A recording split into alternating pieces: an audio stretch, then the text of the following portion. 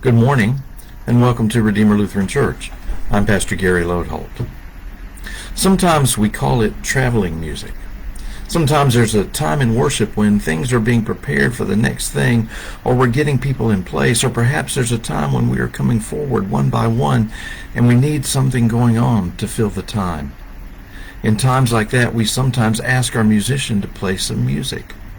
Perhaps you might recognize that going on as the congregation comes forward for communion, for example. As you do that, there's typically music going on.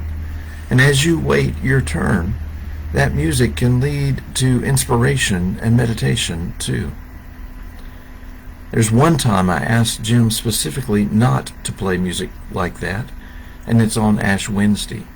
On Ash Wednesday, as we come forward for the imposition of ashes, I want there to be silence except for the leaders' voices saying over and over and over, "Remember you are dust, and to dust you shall return."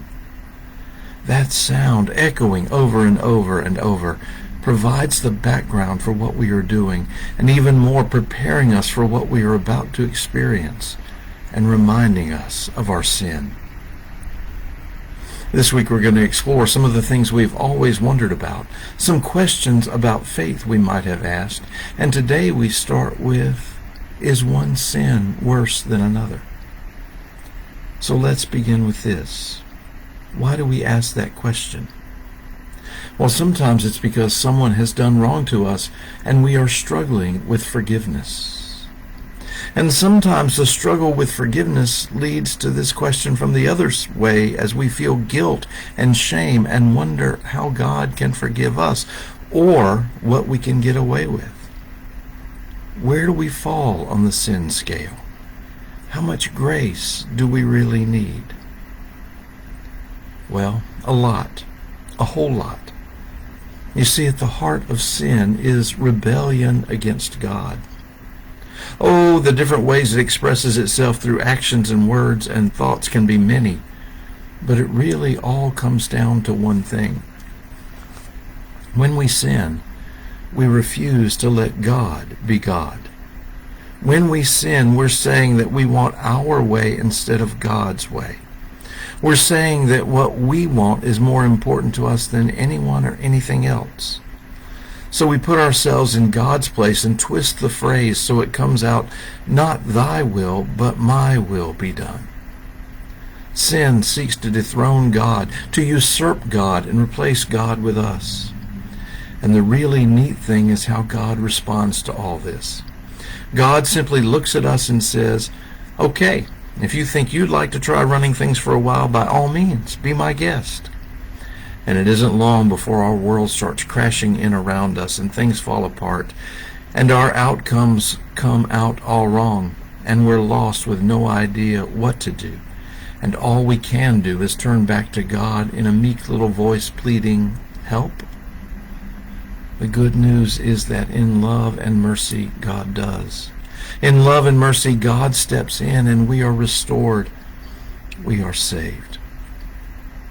But back to our question. Is one sin worse than another? Well, certainly some sins have greater consequences than others. Certainly from our perspective, murder is worse than a little white lie. Surely driving drunk is worse than trespassing on someone's lawn as a shortcut. But what's worse about these things are the consequences. At their heart, all of them are the same. All of them seek our way, not God's. All of them try to throw God out and put us there instead. Sin is sin, and from where God sits, it all hurts. It's all wrong. Remember, you are dust, and to dust you shall return.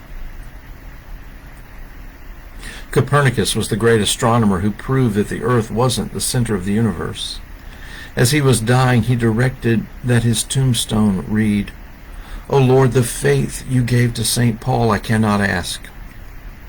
The mercy you showed to St. Peter I dare not ask. But Lord, the grace you showed to the dying robber, that, Lord, show to me. That's what we need. In God's love for us, that's what we get. Thanks for watching, and remember to let this day belong to God.